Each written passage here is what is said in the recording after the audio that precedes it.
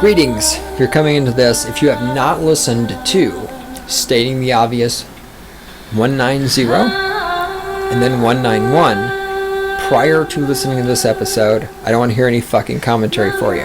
Okay? From you. It's a 3-part series. You gotta listen to them in order. I don't fucking hear any commentary otherwise. Shut up.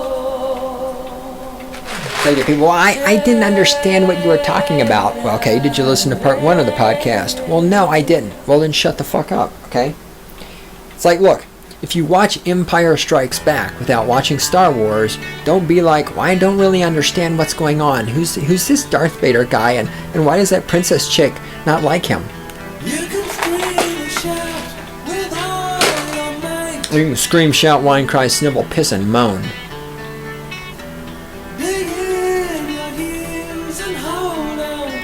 You can shove your opinion up your ass. That way Obama's cock has something to keep it company.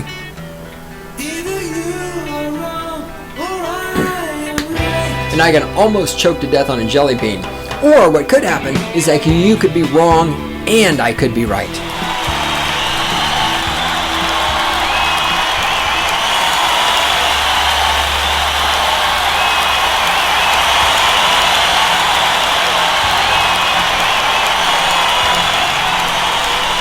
It is I, the great one himself, Cynical Libertarian Society, and this is Stating the Obvious Podcast, the weapons platform from which I launch the cruise missile of my intellect that homes in on and destroys stupid motherfucking status all around the world. If you've ever in your life said, but who would build the roads? Then the cruise missile is looking for you, motherfucker. This is part 3 in a series where we are using the machine gun of my logic to mow down and kill this mangina named Jackson Katz. Now, between podcasts, as I was taking a leak, because I do some of my best thinking on the throne, and one time I had actually considered I was going to the Anarchy Moment podcast that you're all familiar with, of course, because you listen to all my podcasts. I had originally considered recording the episodes of Anarchy Moment in the bathroom while sitting on the toilet, and then finishing each episode up with a flush of the toilet. And no, I'm not gonna, yes, I could do a toilet sound effect, post-production and shit like that. No. See, that's the difference between me and manginas. It's just like with, that's a tangent, I'm not gonna go there. But the point is, everything you hear, the shit on this podcast, I don't like to fake shit unless I have to. I mean, obviously I can't have David Gilmour come and play the introductory song to Stating the Obvious, You Know I'm Right, each time I do an episode. So that has to be canned. Now, the applause you hear at the beginning of each episode, that's real. That's the live studio audience. Alright, anyhow, I could have done a fake toilet flush, but I really wanted to do a real toilet flush and just record in the bathroom for the dynamics, but I've simply just decided not to do it because being able to record Anarchy Moment wherever I'm standing, more or less, kind of makes it better. Alright. As I was in the bathroom doing my best thinking, I had this thought about hate speech. Because, of course, hate speech is important because anybody that hears this that is a femistatist or a femisymp is going to immediately say, how I'm racist, sexist, patriarchy, hate speech, all this other shit. I've said this before, but this is just another way of looking at it. Whenever somebody says you're engaging in hate speech, that is always an indicator that you've won the argument. It's an indicator that they cannot logically or intelligently refute anything you're saying. Let me explain why this is with an example. If I walk up to somebody and I say, the sun in the sky, the star, soul, the sun is square. The person does not have to say to me, well, that's hate speech. Because a person can use evidence, reasoning, objective observations, empirical data, all sorts of other things to present evidence to me that the sun is in fact not a square and that it is spherical. And that's why it's not hate speech. Everything I'm saying in this podcast, everything I'm saying is hate speech. The reason it's hate speech is because no femistatist can refute anything I am saying. There's not one thing in the previous two editions of Stating the Obvious or this edition of Stating the Obvious that a femistatist can refute with logic, reasoning, empirical evidence, or anything else. And that's why this is hate speech. Remember, if somebody accuses you of hate speech, that means you've won. Because they have no way to refute your point. They have to resort to name-calling and emotions. And that's all it is. It's emotional manipulation. Let me continue so we can wrap this up so I can avoid dying. Meanwhile, over the past 17 years, Katz estimates his company has given 100 workshops for all three branches of the military. And yet the number of the number of incidents of unwanted sexual conduct, everything from groping to rape, has gone up. During the same time that he's given all these seminars, the sexual misconduct is increasing, not decreasing. He and MVP collected nearly $500,000 for their work from 2008 to 2011, according to public records provided by DoD. Again, let me say it again. Katz is doing this for the money. $500,000. To tell men in the military, an organization where people are trained to kill other humans, you're getting $500,000 to tell people whose job it is to facilitate the murder of other humans that rape is wrong.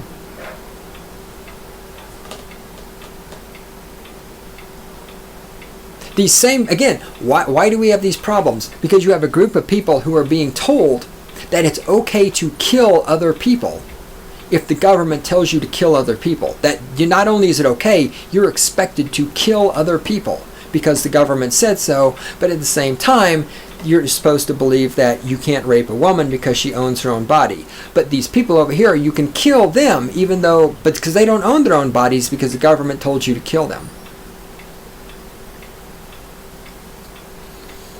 The reason for this moral conflict, the reason why this shit is happening, is because people are simultaneously being told people own their own bodies, but people don't own their own bodies. When you present these kind of logical inconsistencies, you cannot expect people's brains to make sense of this and behave rationally. The military is an organization which exists specifically to kill people. And so when you go into the military and say to them, you can't rape other people, well, why the fuck not? We can kill them. Why can't we rape them? I mean, this is just dumber than shit.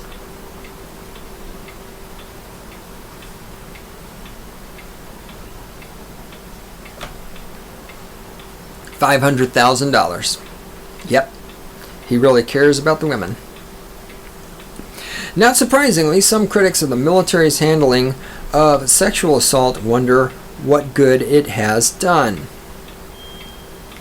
Quote, I don't know the specifics of this gentleman's program, but if we have been doing it for 17 years, we haven't trained our way out, unquote, says Glenn Kaplan, communications director for Senator Kirsten Gillibrand, who has led a high-profile but so far unsuccessful push to remove the adjudication of sexual assault cases from the chain of command. Or we could eliminate the military and stop killing people in foreign countries and solve multiple problems at one time. Oh, but then who would build the roads? An official who worked with one of the NFL teams echoed such concerns. contending that the 90-minute sessions MVP holds for pro athletes have had scant impact on behavior. Quote, the fact is the teams do this.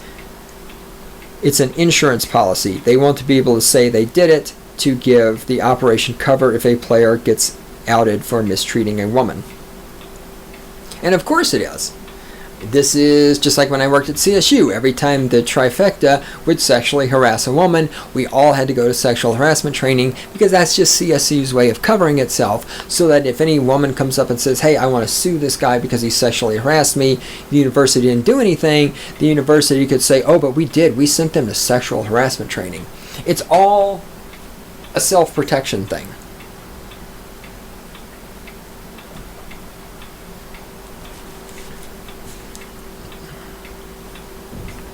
Hold on, I'm reading my notes. Oh, gee. I have some notes here to say something I've only said 700,000 times so far.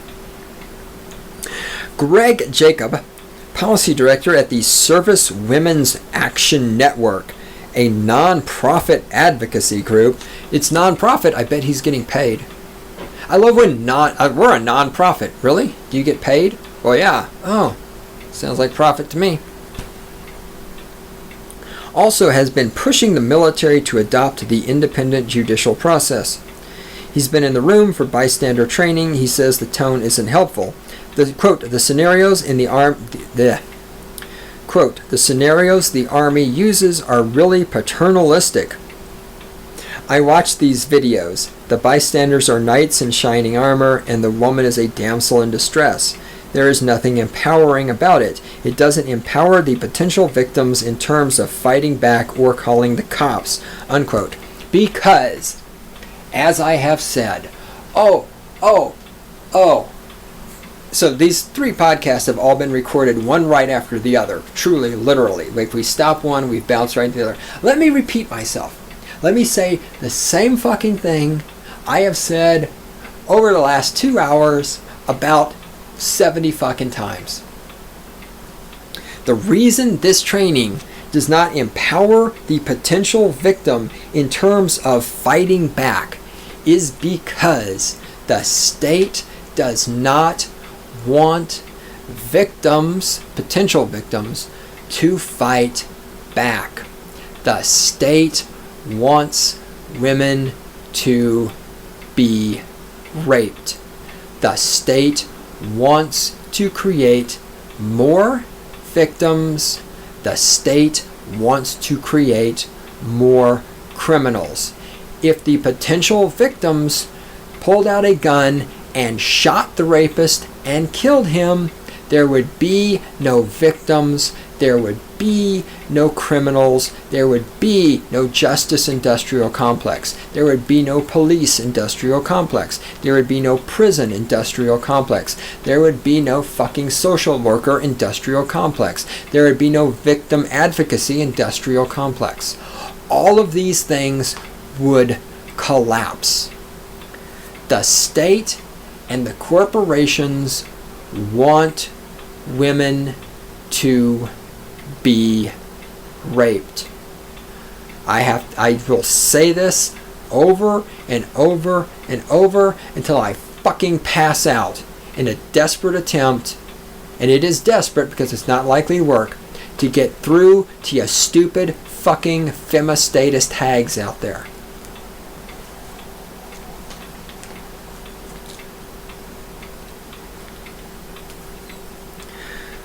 When I tell Katz about these comments, he pauses, visibly measuring his response. If anything in bystander training smacks of white knighting, then the Army is doing it wrong, he says. The military version, he says, ignores societal sexism, the biases and images that create a so-called rape culture, rendering it less effective. Yet Katz himself avoids using the word feminism when he speaks to soldiers. That would tune them out, he says, but I do say gender is at the heart of the violence. No, gender is not at the heart of violence. You know what's at the heart of violence? Violence is at the heart of violence. The ignorance and the non-application of the non-aggression principle is at the heart of violence.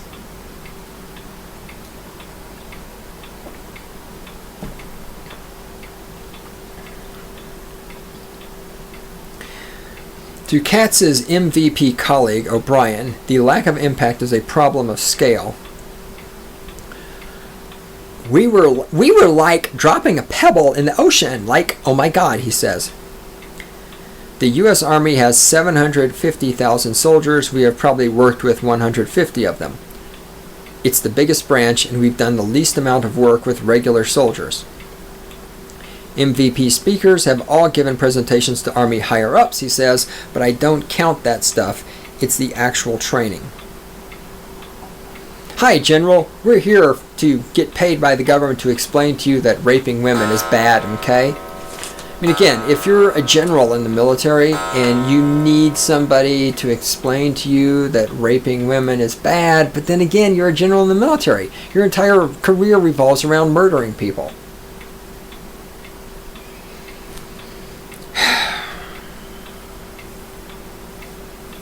Follow the money, follow the money. Remember, where's the number again? Yes, MVP has been paid $500,000 from 2008 to 2011 to teach people in the military that raping women is wrong. Follow the money, follow the money, follow the money now. There has been some mildly promising academic research on bystander training. Mildly promising academic research. Wow. Oh, wow. That, to quote a feminist, wow. I'm trying to think offhand of something that could be more useless than mildly promising academic research. You know, there's some mildly promising academic research that says if I eat enough Rolaids, I could sprout wings out of my asshole and fly. Mildly promising academic research. The only word in that sentence that has value is the research part. Academic means it didn't happen in the real world. Mildly means it failed, and promising means if we squint one eye and close the other and fudge the data.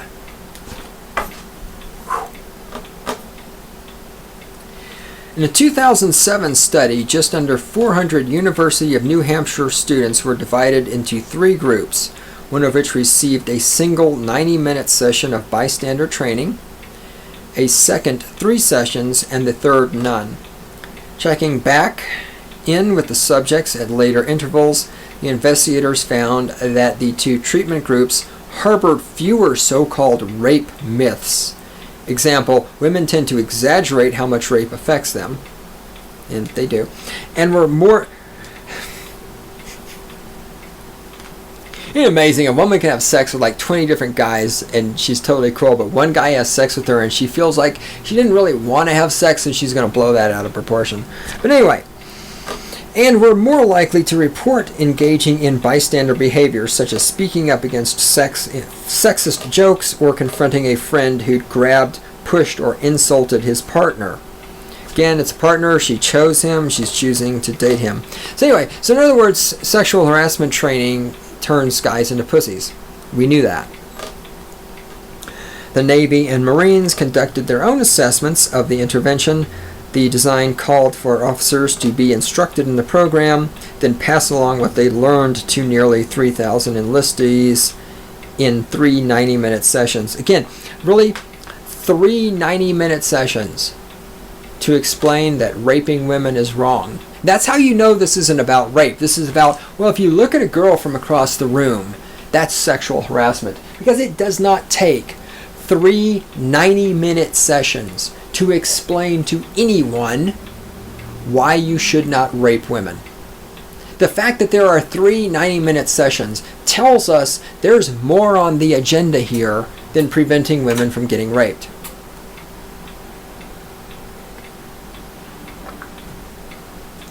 Those 3 90-minute sessions are there to convince men that if they look at women, if they talk to women, if they smile at women, if they compliment women, then they're sexist pigs. That's what you need 3 90-minute sessions for. You think I'm making this up? In the future, it's coming. It's here. I've got it. Is the article written by a college student that says if you tell a woman she would look pretty if she smiles, that is sexual harassment. It's coming up. When I say this kind of shit, some of you out there, especially you old people who have never been to college nowadays, think I'm exaggerating the degree to which men interacting with women on any terms other than the woman's own terms is under assault by idiots like these people. It's called lookism. I've talked about it before on this podcast. If you look at a woman for too long, that is sexual harassment. It's called lookism. You think I'm making this up? Get on the internet, type lookism into Google. Not making this up. Okay. Yes. We're gonna wrap because my throat is dying. I have not talked this much in months. The Navy and Marines did their assessment, blah blah blah. All right, 90-minute sessions. 3 90-minute sessions to explain that raping women is wrong. Right, exactly. But it was pretty much a bust, according to a 2011 report, because only 4 of the 25 command posts participated fully. Though anecdotally, 17 soldiers said they'd used their MVP skills to prevent sexual assault, some more than once. And of course, with anything like this, you can only have anecdotal evidence. You can't get objective evidence on something like, did sitting in a 90-minute session help somebody to intervene in sexual harassment? I mean, there's virtually no way to get actual, objective, verifiable data about that. It's all anecdotal. Which doesn't necessarily mean, I'm not saying necessarily that anecdotal evidence is useless or invalid. I'm just saying with something like this, you're talking about people's behavior under different circumstances. There's no way, I mean, for example, you can do experiments that say, or that give us objective data. Excuse me.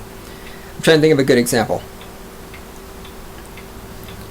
You could do experiments that get objective data that say a resistor of a certain value will drop a certain amount of voltage across it with a certain current. Things like that. Okay, those are objective, measurable things and be verified over and over and over. With human behavior, you can't say, for example, take a person and put them in a situation and then wipe their brain and put them in the same situation and then wipe their memory of that and put them in a situation to see if they do the same thing over and over. Okay, it's all anecdotal. That doesn't, I'm not saying that means the information is invalid or useless or should be ignored or doesn't have value. Okay, I'm just saying that in something like this, you're only getting anecdotal information. That's all you can have.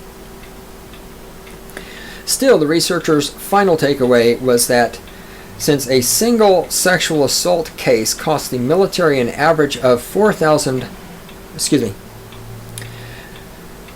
Since a single sexual assault case cost the military an average of $458,000, even a small return on an investment by bystander training is worth it. All right. Let's do this one more time. One more time. Come with me. One more time.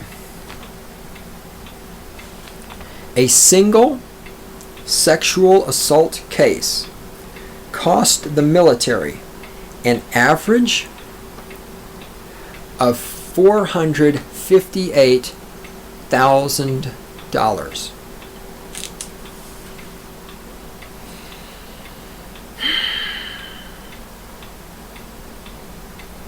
Where do I even start? Okay, first, the military does not have any money. The military is part of the government. The government does not have money. That means the taxpayers, heterosexual white men who work for a living, are paying $458,000 per sexual harassment case. Second, if $458,000 are being paid out for each sexual harassment case, that means that money is being paid to someone. So the people receiving that $458,000, they're profiting from the sexual harassment cases. Do you really think those people want to eliminate sexual harassment?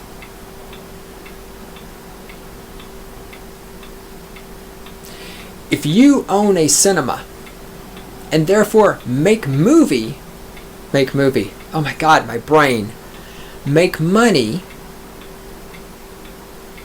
by showing movies to people who paid to come into your cinema and watch movies, do you want people to stop making movies?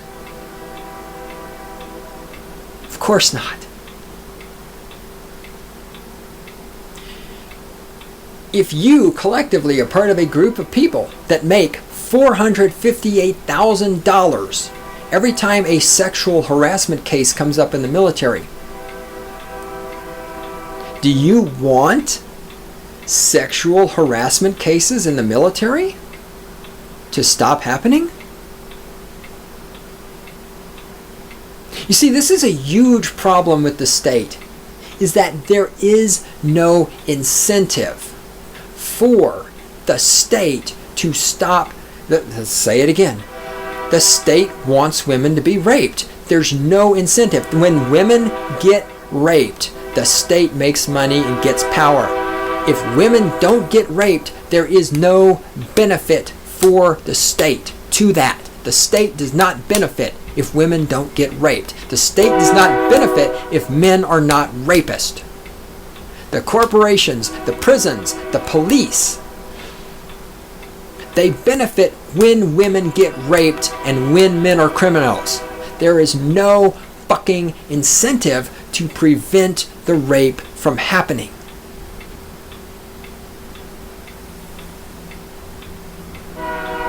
This is why it's not going away. This and the complete blatant disregard of the non-aggression principle.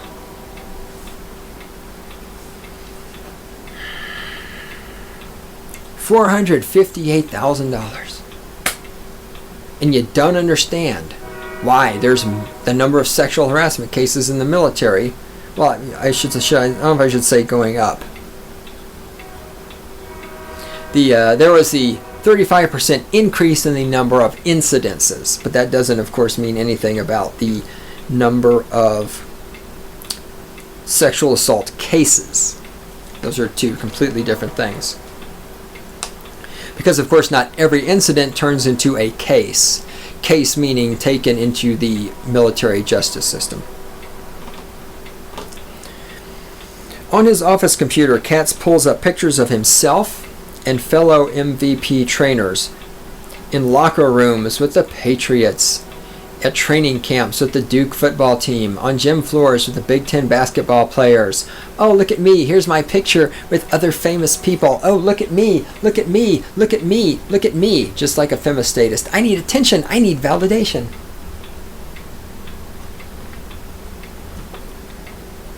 Look at all the famous people I hung out with. Oh, I'm so cool.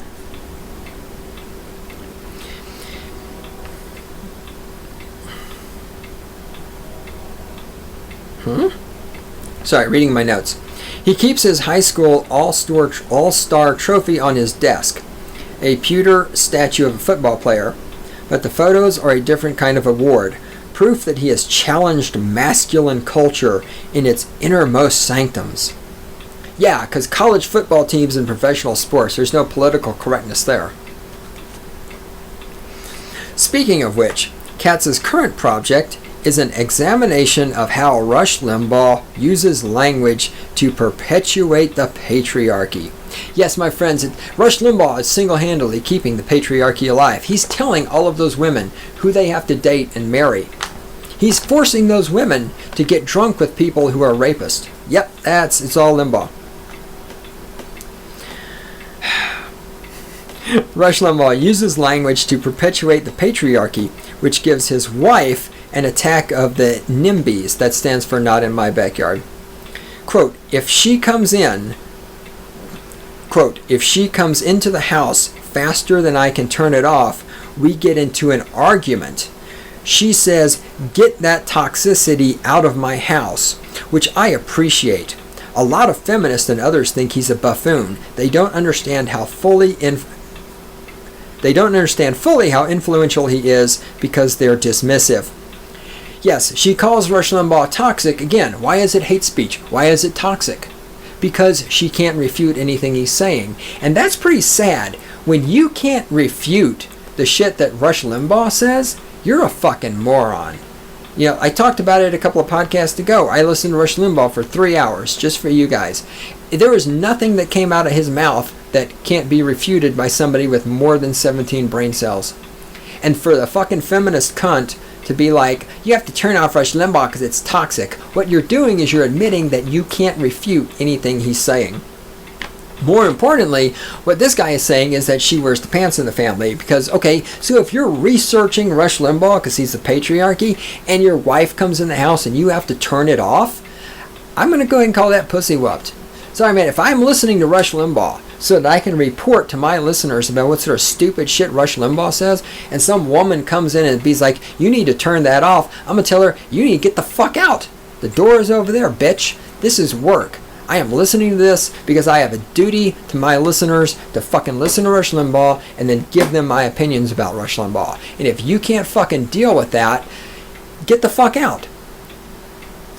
This, again, Katz is just a giant fucking mangina. That's why he gets called a mangina. His wife fucking doesn't let him listen to Rush Limbaugh, which is part of his job. What a goddamn giant fucking pussy. But doesn't Katz get a little discouraged, I wonder? What with Limbaugh's enduring popularity, the almost daily reports about sex crimes at colleges and in the military, the rise of Stuberville-type videotaped rapes, and the scant evidence that Kant's own work has made even a dent in the problem? Again, colleges. Why, women are getting raped on colleges, yet women keep going there. They keep paying money to go there. Oh, but that's right. The patriarchy is forcing women to go to college. It's forcing them to go into debt to go to the college. It's forcing them to not own handguns. Actually, it is, because you can't have a handgun on most college campuses because they're run by liberals. It's forcing them to not take self-defense training. It's forcing them to not carry flashlights. The patriarchy is forcing these women to go to these college campuses and get raped. God damn it, patriarchy. Fucking Rush Limbaugh. You know, I've seen it here at CSU. I saw one time Rush Limbaugh was holding down a woman while she got raped. I saw it with my own eyes. Actually, Rush Limbaugh could hold down about 3 women at one time because he could just sit on them because he's large. No, he says simply, success at this juncture looks like this for Katz. Here's Katz's definition of success. Here we go.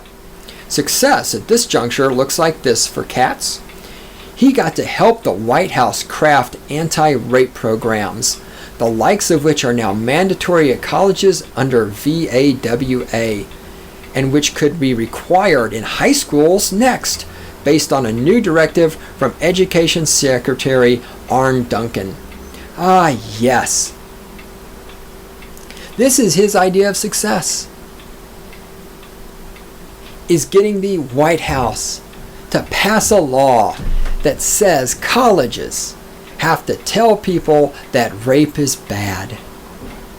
Because, my God, you can't expect people who are 18 years old and have had 12 years of public government-controlled education and had mothers to know that raping is bad. I mean, how would they possibly know that? Wait, this is so... Wow, this is success. We are so successful. We're going to force people to tell other people that rape is bad, okay? I am so successful. And large amounts of money will be exchanged in the process.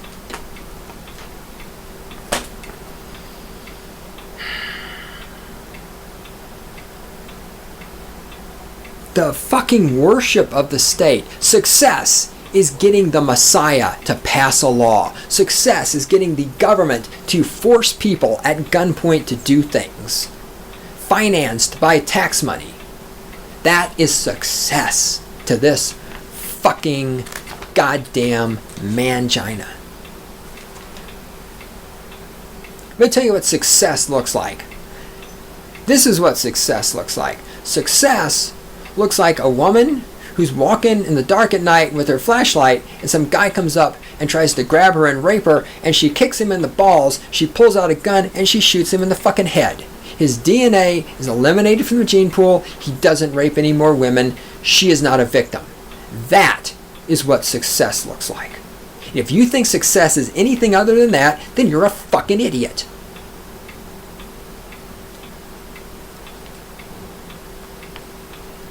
Katz insists on optimism. He also insists on getting paid for his 3 90-minute seminars. I've noticed that's a consistent thing, is the money. Katz insists on optimism as evidence of what he calls the revitalization of the feminist movement. He cites the campus anti-rape activism and the hashtag #YesAllWomen campaign, sparked by the University of California Santa Barbara shooting by a 24-year-old guy bent on punishing women for sexually rejecting him. Remember, 22-year-old guy, how many years of college? 12 years of public education. He had a mother. I just repeat myself over and over and over. Over and over. Yes, one guy shot some girls, and people decided he did it because they sexually rejected him. And now every man in the country has to pay the price.